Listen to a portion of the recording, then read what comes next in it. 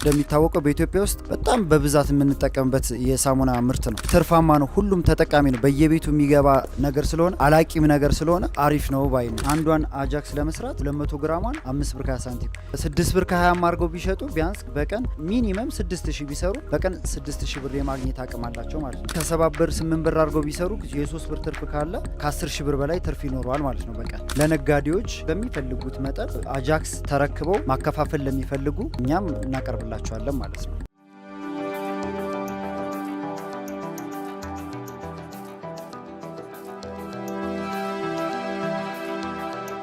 ሰላም ጤና ይስጥልን። የተከበራችሁ የገበያ ሚዲያ ተከታታዮች እንደምን ቆይታችኋል? ገበያ ሚዲያ ለእናንተ ይጠቅማሉ ያላቸውን የተለያዩ የቢዝነስ ሀሳቦችን፣ የገበያ አማራጮችን እንዲሁም ጠቃሚ መረጃዎችን ወደ እናንተ በማድረስ ይታወቃል። በዛሬ ፕሮግራማችን ቢዝነስ ልትጀምሩበት የምትችሉበትን አንድ የቢዝነስ ዘርፍ ወደ እናንተ ልናቀርብላችሁ በኤሌጋንት ማሽነሪ ተገኝተናል። ይህ ቢዝነስ በመካከለኛ ካፒታል መጀመር የሚችል እንዲሁም ደግሞ በአነስተኛ ቦታ ላይ ሰርተ ነው ውጤታማ ሊያደርገን የሚችል አንድ የቢዝነስ ዘርፍ ነው። የቢዝነስ አጃክስ ማምረት ሲሆን እነዚህ ማሽነሪዎች የት አካባቢ እንደምታገኙ፣ በምን ያህል ካፒታል እንደምትነሱበት እንዲሁም ደግሞ ግብአቶቹ ምንድናቸው የሚለውን ጠቅለል ያለ መረጃ ከኤሌጋንት ማሽነሪ ዋና ኃላፊ ጋር በምናደርገው ቆይታ ጠቅለል ያለ መረጃ የምናጋራችሁ ይሆናል። ፕሮግራሙን እየመራው እኔ በአምላክ አበራ ከካሜራማናችን ኤልያስ ታዬ ጋር አብረናችሁ እንቆያለን። እስከ ዝግጅታችን ፍጻሜ ድረስ ተከታተሉን።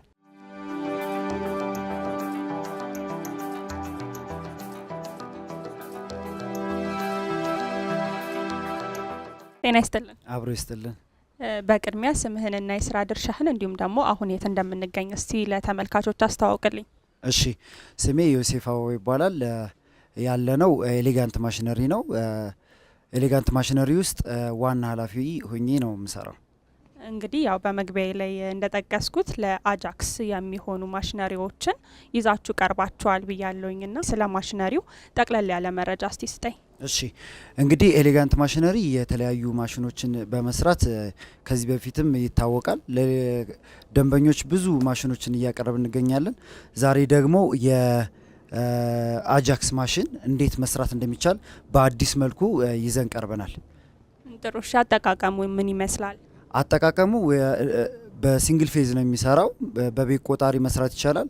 ብዙ ሰፊ ያልሆነ ቦታ ነው የሚፈልገው። 70 ካሬ ኬሚካሉን ማሽኑን ተጠቅመው መስራት እንዴት እንደሚቻል ነው የምናሳያቸው። ብዙ ጊዜ የአጃክስ ማምረት ስራ ላይ የተሰማሩ ሰዎች በትንሹም ቢሆን ውጤታማ ያደርጋል ሲሉ ሰምተናል እና ከዛ አንጻር የአጃክስ ማምረት ስራ ምን ያህል አዋጭ ነው? እንግዲህ ይሄ ማሽን አብዛኛውን ኬሚካሉ እዚሁ አገር ውስጥ ነው የሚገኘው። አገር ውስጥ እንደመገኘቱ መጠን ብዙ ነገሮችን ይቀንሳል ማለት ነው።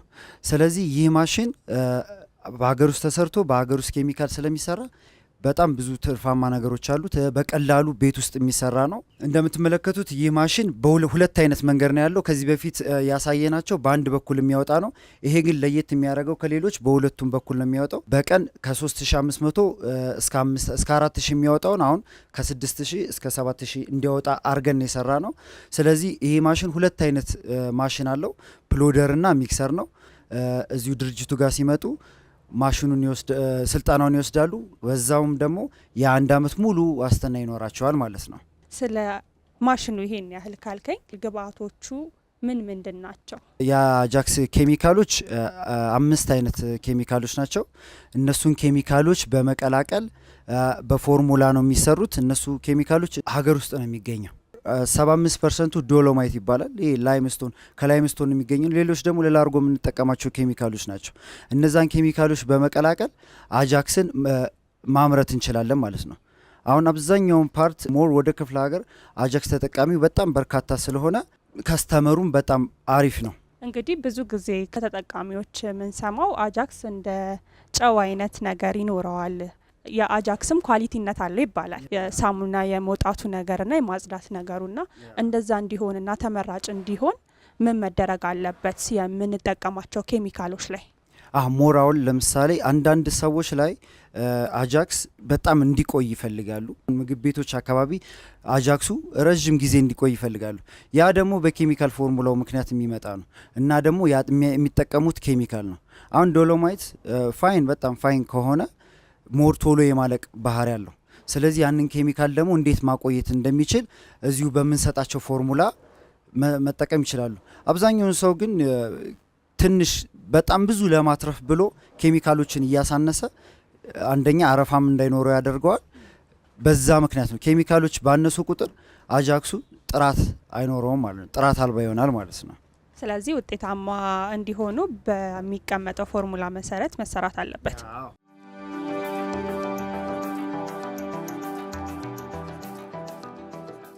ሰዎች ያለምንም ትምህርት መግባት አይችሉም ማለት ነው ወደዚህ ስራ? አዎ ግዴታ ስልጠና ያስፈልገዋል። ይሄ ማሽን በጣም ብዙ ነገሮች አሉት። እንዴት መገጣጠም እንደሚችሉ ሄደው ቤታቸው እንዴት ማስተካከል የሚችሉ ሜንቴናንስ ላይ የ1 አመት ዋስትና አለን። ግን ሜንቴናንስ ላይ ለምሳሌ አንዷ ፓርት ከተበላሸች እንዴት ፈተው ወደኛ ልከው ተስተካክሎላቸው እንዴት መመለስ እንደሚችል እዚሁ ሙሉ ስልጠና ሰጠናቸው ነው የሚሄዱት። ስለዚህ በኬሚካል ፎርሙላ ስለሚሰራ ጥንቃቄዎችን፣ ኃላፊነታቸውን ሁሉን ነገር መሰልጠን ስላለባቸው ግዴታ ስልጠና ግድ ነው ማለት ነው። ምናልባት ሰዎች ወደዚህ ቢዝነስ ከገቡ በኋላ ይሄኛው ማሽነሪ ሲጠቀሙ ማድረግ ያለባቸው ነገር ምንድን ነው? ይህንን ማሽን ሲጠቀሙ ያው ብዙ ጥንቃቄዎች አሉ። ከነዛ ጥንቃቄዎች መሀል የማይነኩ ፓርቶች አሉ። እዛው ላይ ደግሞ ኬሚካሉን ማሳደር የለባቸውም። ኬሚካሉ ሲደርቅ ስክሩን ሊጎዳው ስለሚችል እንደዚህ አይነት ጥንቃቄዎች አሉ። ሞር ከሞተር ጋር በተያያዘ ነው። እንዴት መቆጣጠር እንዳለባቸው እሱንም ሙሉውን እናሳያቸዋለን ማለት ነው። ስልጠናውን ለምን ያህል ጊዜ ነው የሚወስዱት? እነሱ በሚሰራላቸው ማሽን ሰርተው ሰልጥነው ነው ይዘው የሚሄዱት። ስለዚህ 1 ቀን በቂ ነው። ሙሉ ለሙሉ 1 ቀን ፕራክቲስ አድርገው እዚሁ ማሽኑ በሚወስዱት ማሽን ሰልጥነው ነው ይዘው የሚሄዱት። ስለዚህ ለሞር በጣም በዛ ቢባል 2 ቀን ነው ሊሆን የሚችለው፣ ግን በ1 ቀን ማለቅ ይችላል ማለት ነው።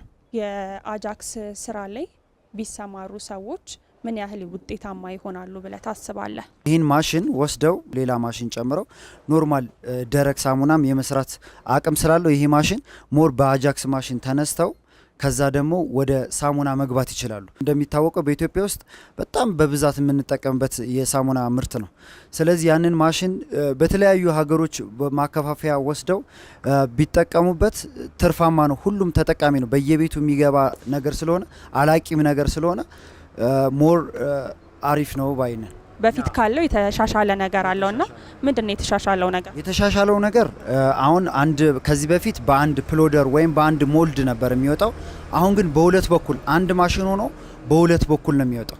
ለየት የሚያደርገው የኛን ማሽነሪ ሌሎች ጋም የሌለው አንድ ማሽን ሆኖ ባለ ሁለት ነው ያለው። ባለ ሁለት በዚህኛውን በኩል ይተፋል፣ በዛኛውን በኩል ይተፋል። በአንድ ሚክሰር ሆኖ ሚክሰሩ በየ10 ደቂቃው ሚክስ ስለሚያደርግ ሁለት መሆንም አይጠበቅበትም። ከፍ እናደርግላቸዋለን እንደየፍላጎታቸው ከ50 ኪሎ ግራም እስከ 300 ኪሎ ግራም ሚክሰር ከፍ እያደረግን እንሰጣቸዋለን ማለት ነው። ግን በ50 በ60 ኪሎ ግራም ሚክስ የሚያደርጉ ከሆነ በየ10 ደቂቃው ስለሆነ ዋናው ፕሎደሩ ነው። ፕሎደሩ ምርት ስለሚያወጣ ያ ባለ ሁለት ይሆናል። ከዚህ በፊት 3500 ነበር የሚወጣው። አሁን ግን እስከ 7000 እንዲወጣ አድርገን የሰራ ነው በአንድ ማሽን ማለት ነው። ይሄም ደግሞ በሲንግል ፌዝ ነው። በቤት ቆጣሪ መስራት ይችላል በቀላሉ በሰባ ካሬ ቦታ ተጠቅመው። መደርደሪያም እናሳያቸዋለን እንዴት መደርደር እንዳለባቸው፣ አጃክሱ እንዴት መድረቅ እንዳለበት አሁን በተግባር ነው ያለ ማለት ነው። ይህ ማሽን በደቂቃ ወይ ደግሞ በሰዓት ምን ያህል መስራት ይችላል?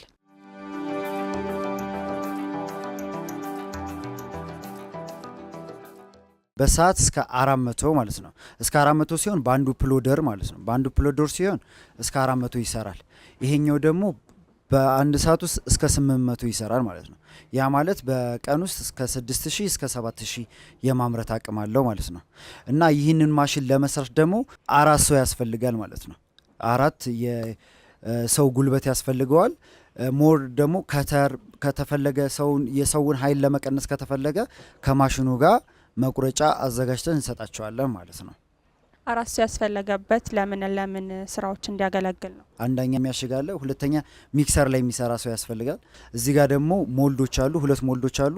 ሁለቱን የሚቆርጥ ያስፈልጋል ማለት ነው። ቆራጭ ሰው ያስፈልጋል፣ ኦር ከተር ያስፈልጋል ማለት ነው።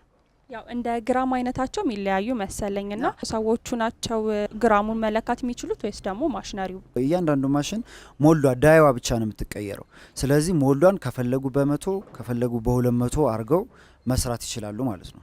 እኛ ጋር 200 ግራም አድርገን ነው የምንሰጣቸው። አንድ ላይ የሚሰጠው ማሽነሪ መቀላቀያው ነው። እሱ ምን ያህል ግራም ወይ ደግሞ ኪሎ ግራም ነው አንድ ላይ ማቀላቀል የሚችለው? እሱ ከ60 ኪሎ ግራም ጀምሮ መቀላቀል ይችላል። እንደየደረጃው እስከ 300 ኪሎ የሚቀላቅል አለ። ሞር አሁን 300 ኪሎ የሚቀላቅለው በብዛት እስከ 20 ሺህ በቀን ማውጣት የሚፈልጉ ሰዎች በብዛት ተለቅ ሰፋ አድርገው መስራት ለሚችሉ ሰዎች አሪፍ ነው ማለት ነው። ያው እዚህ ጋር ያወራ ነው ያለውን አጠቃላይ ስለ ማሽኑ አጠቃቀምና ስለሚሰራቸው ስራዎች ነው። ያሉትን ደግሞ በተግባር ብንመለከተውስ? አጃክስ ለማምረት ሁለት አይነት ስቴፖች ነው ያሉት። መጀመሪያ በሚዛን እያንዳንዱን ኬሚካል እንመዝናለን። ከዛ ወደ ሚክሰሩን እናቀላቅላለን ማለት ነው። ከዛ ሰዓቱ ሲደርስ በ10 ደቂቃ ውስጥ አውጥተን ወደ ፕሎደር እንወስዳለን። እሱን ደግሞ ባለሙያ አለ። ከባለሙያው ጋር ሰፋ ያለ የተግባር ስልጠና እናሳያቸዋለን ማለት ነው።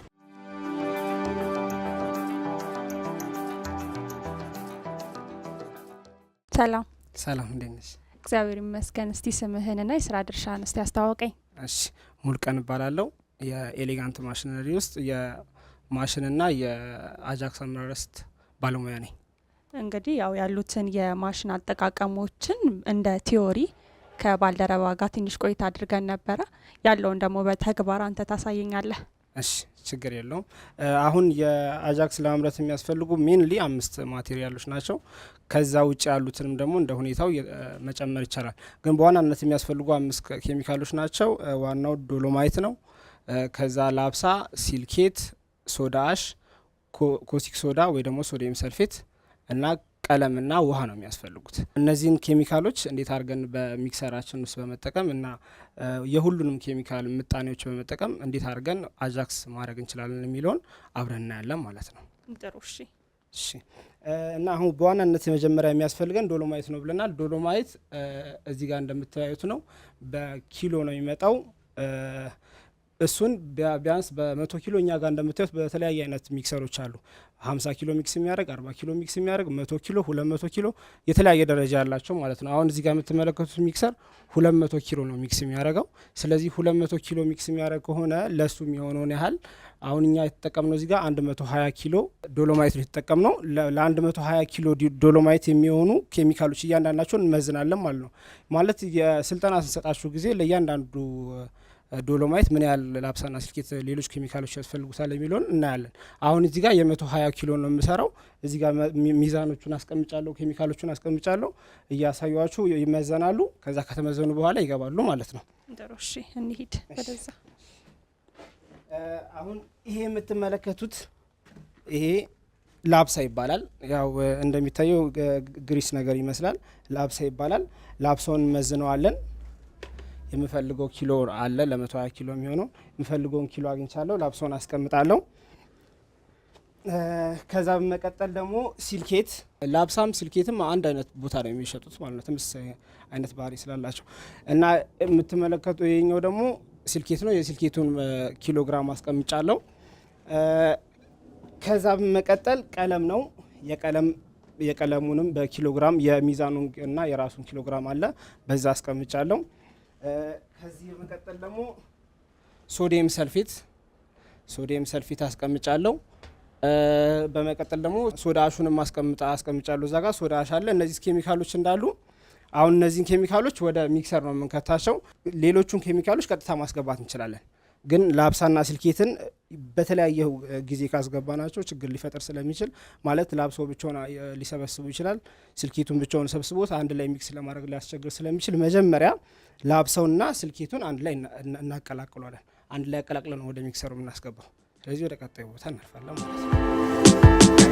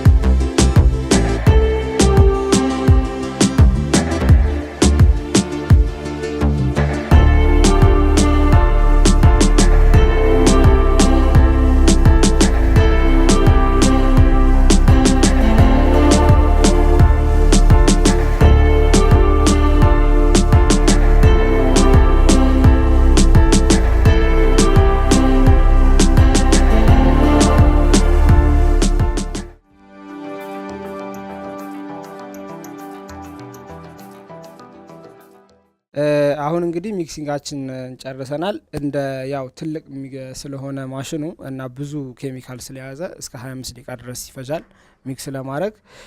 እንደምንጠቀምበት ዶሎማይት አይነት ደግሞ የምንጠቀመው ውሃም ይለያያል። አሁን በዚህ ላይ የተጠቀምነው ውሃ ትንሽ ነው፣ ከሌላ ጊዜ ከምንጠቀመው ውሃ ትንሽ ነው። የዶሎማይቱ ታይፕ ነው እንደዛ የሚያደርገው ማለት ነው። እና ደግሞ በማወቅ ያለባችሁ ነገር ይሄ ማሽን እንደምታዩት ጊዜ እስከ 200 ኪሎ ግራም ድረስ ኬሚካሎችን ሚክስ ማድረግ ስለሚችል በሲንግል ፌዝ አይሰራም። ይሄ ማሽን በስሪ ፌዝ የሚሰራ ማሽን ነው። በሲንግል ፌዝ የሚሰሩ ማሽኖች ሞስትሊ የሚሆኑት እስከ 50 ኪሎ ግራም ነው ሚክስ ማድረግ የሚችሉት። ከዛ በላይ ከሆነ ፎርስ እናደርገዋቸዋለን ሞተሮቹ ማለት ነው። ያ ስለማይሆን እስከ 50 ኪሎ ግራም ነው ሲንግል ፌዝ የሚሆኑት። ስሪ ፌዝ ግን ከሆነ እንደምታዩት ይሄን ያህል ሚክስ ማድረግ ይችላል። አሁን ይሄ እንደምትመለከቱት አሁን እስከ 200 ኪሎ ግራም ሚክስ አድረግ ማለት አትሊስት ከ2 ሰዓት በላይ ለሆነ ለፕሎደር 2 ሰዓት ሙሉ ፊድ ማድረግ ይችላል ማለት ነው። ይሄ ማለት ለ2 ሰዓት ምናምን ከዚህ በኋላ ሚክስ ማድረግ አይጠበቅብንም ማለት ነው። ትልቅ ስሪ ፌዝ መሆኑ አድቫንቴጁ ይሄ ነው። ሲንግል ፌዝ ግን ከሆነ ቢያንስ የሚክስ የማድረጊያው ሰዓት ቢወርድም ቢያንስ ከ15 ከ20 ደቂቃ ዝቅ ቢልም ግን 50 ኪሎ ስለሆነ ሚክስ የሚያደርገው ቢያንስ በየ30 ደቂቃ ኢንተርቫል ሚክስ እናደርጋለን ማለት ነው። ይሄ ግን ያው አድቫንቴጁ ምንድነው? በአንድ ጊዜ ብዙ ሚክስ ማድረግ መቻሉ ነው። እና ደግሞ የሚክሲንጋችን አይነት አንደኛው ሚክሲንግ አድርገን ሌላኛው ሚክሲንግ ስናደርግ ጊዜ ፎርሙላ ምናምን ወይ ደግሞ የሚክስ ደረጃ መለያየት ምናምን የሚባል ነገር አያሳስብም፣ በአንድ ብዙ ስለሚያደርግ ማለት ነው። ስሪ ፌዝ አድቫንቴጁ አንዱ ይሄ ነው ማለት ነው። እና ሁለተኛ ነገር ደግሞ ልነግራችሁ የምፈልገው የሴፍቲ ጉዳይ ነው። ኬሚካሎቹ እያንዳንዳቸው በተለይ ደግሞ ላብሳና ሲልኬት፣ በተለይ ደግሞ ሲልኬት የእጅ የመቆራረጥ ልብስ የመቆራረጥ ባህሪ አለው። ሶዳ አሽም ያው ኬሚካሎች ስለሆኑ ብዙም የሚመከሩ አይደሉም ቀጥታ። ስለዚህ ጓንት ቢጠቀሙ ኢንዲቪዥዋል ስናረጋቸው ጊዜ ላብሰውን ብቻውን ስንቀዳ ሲልኬቱን ብቻውን ስንቀዳ ጊዜ እያንዳንዳቸውን ጓንት ብንጠቀም ጥሩ ነው። ከዛ በተጨማሪ ደግሞ ሚክስ እንዳረገ ቼክ ለማድረግ አሁን አይታችሁን ከሆነ ብዙ ጊዜ እጅን እያስገባው ሚክስ እንደተደረገ ቼክ አረግ ነበረ። ሚክስ እንደሚደረግ ቼክ በምናረግበት ሰዓት ማሽኑ በሚጠቀልልበት በኩል መሆን የለብንም። አሁን ወደዛ ነው ሚክስ እያደረገ ያለው፣ እጃችን በዛ በኩል መሆን የለበት። ሚክስ ማድረጉን ቼክ ለማድረግ በዚህ ጋር ነው። እዚህ ጋር እጃችን እንደዚህ አድርገን ከሆነ አይወስዱም። እንደዚህ አድርገን ራሱ ያመጣል። እየገለበጠ ሲያመጣ እያነሳን ሚክስ የማድረጉን ደረጃ ማየት እንችላለን። ምክንያቱም ሚክስ የማድረጉን ደረጃ በጣም የምናውቀው በእጃችን ስነካ ስለሆነ ማለት ነው። የቦካ ነገር የተብላላ ነገር እጅ ላይ ስለሚያስታውቅ ያው ይሄኛውን ከኤሌጋንት ማሽነሪ ማሽን በሚወስዱ ሁሉን ማሽን እንደምናደርገው የአጃክስ ማሽን በተለይ ሲወስዱ ጊዜ በደንብ አብራርተን ስልጠና ስለምንሰጥ እኛም ሰርተን እነሱም ሰርተው ስለሚያዩት አሰራሩን ችግር የለውም። ግን ያው ለሴፍቲ እነዚህ ነገሮች ያስፈልጋሉ ማለት ነው። ጥሩ። እሺ፣ ቀጣይ ፕሮሰስ ምንድን ነው የሚሆነው? አሁን እንግዲህ ሚክስ አድርገን ጨርሰናል። ከዚህ በኋላ ምንድነው የምናደርገው? ከስር የሚክሰሩ የታችኛው ፓርት የሚከፈት ነው። ስለዚህ እኛ በእጅ ላለመውጣት ከስር እንከፍትና ፓሌት ነገር ወይ ደግሞ የትኛውን ነገር መያዣ የሚሆን ነገር ከስር እናስገባለትና ሀፍ በጣም ብዙ ስለሆነ ይሄ ሀፉን ትንሽ እንከፍትለትና ከዛ ማሽኑን እናበራዋለን። ልክ ማሽኑን ስናበራው ጊዜ ከዚህ በታች ሲከፈት ምንድነው የሚያደርገው? እየጠቀለለ ወደ ውስጥ እየገፋ ያወጣዋል ማለት ነው። ምንፈልገው ነው ያል ደረጃ ካረገ በኋላ እንዘጓለን፣ እናጠፋዋለን።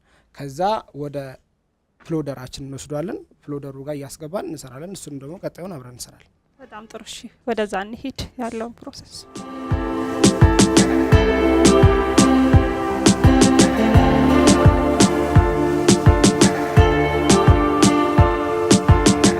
እሺ እንግዲህ ቅድም ሚክስ የተደረገውን እንዴት እንደሚወጣ እና እንዴት ሚክስ እንደምናደርግ ነግሬያችሁ ነበረ። አሁን ደግሞ የምናደርገው ከዛ ውስጥ ከስራ ያወጣነውን ወደ ፕሎደራችን የምንወስድበት ነው። ከዛ ጋር ሚክስ አድርገነው ነበር። ሚክስ ያደረግነውን በሳፋ አድርገን አምጥተነዋል። ከዛ በኋላ ወደ ፕሎደራችን እንወስዳለን ማለት ነው። ፕሎደራችን 2 ቋቶች አሉት የምታዩት ናቸው። ወደ 2ቱም ቋቶች ያመጣናቸውን እያመጣን ሎድ እናደርጋለን ማለት ነው። ካረግን በኋላ አሁን ሁሉንም ዝግጁ አድርገናል። ከዚህ በኋላ ያለው ደግሞ ፕሎደሩ የሚሰራው ስራ ነው። እሱን ደግሞ ታያላችሁ።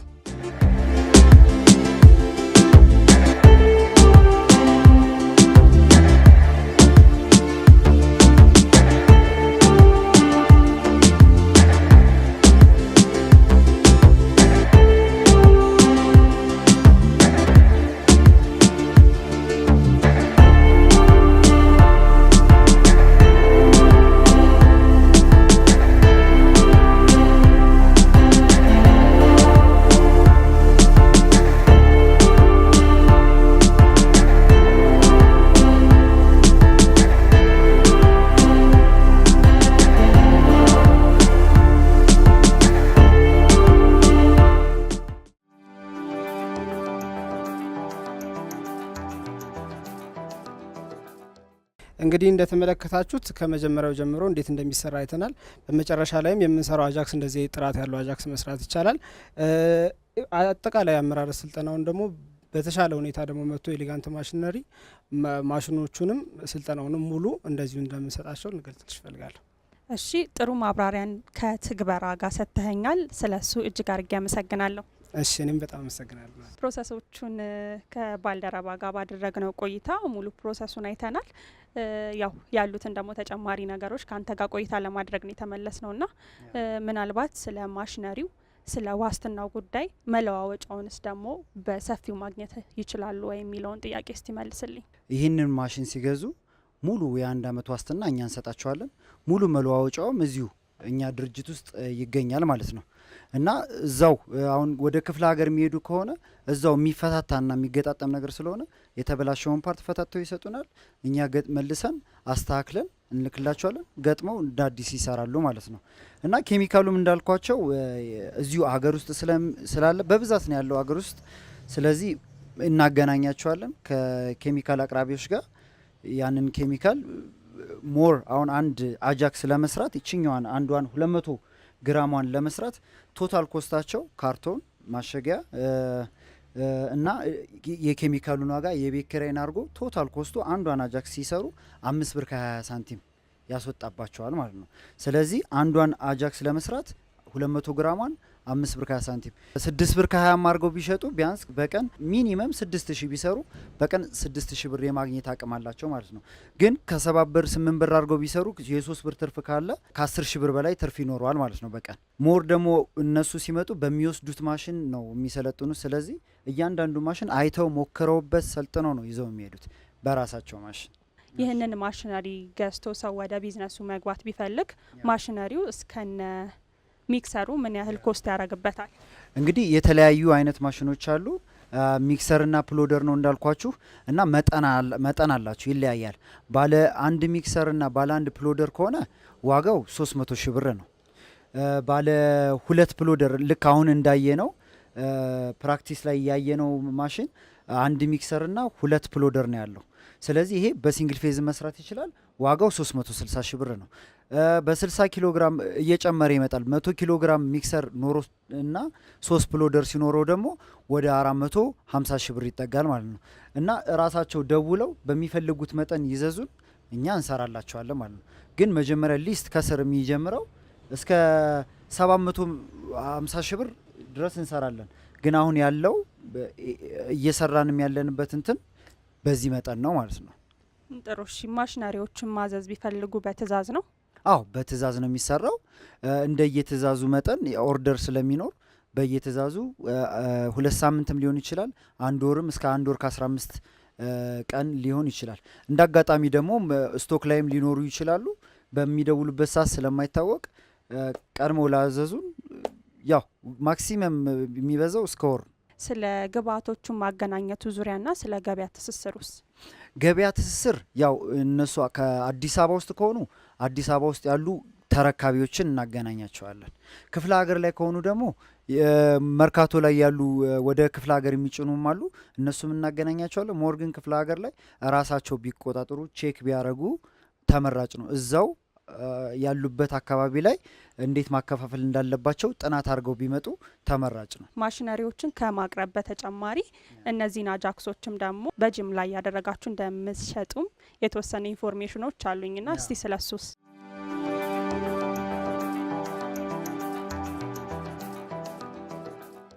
ለነጋዴዎች በሚፈልጉት መጠን እስከ 50 ሺህ እስከ 60 ሺህ የማቅረብ እንትኖች አሉን እና ወርክሾፕ ስላለን በሚፈልጉት መጠን አጃክስ ተረክበው ማከፋፈል ለሚፈልጉ ወደ ክፍለ ሀገር መሸጥ ለሚፈልጉ ሰዎች አጃክሱን ማግኘት ይችላሉ ማለት ነው። እኛን ይደውሉልን፣ እኛም እናቀርብላቸዋለን ማለት ነው። በምን ያህል ነው የምታስረክቡት?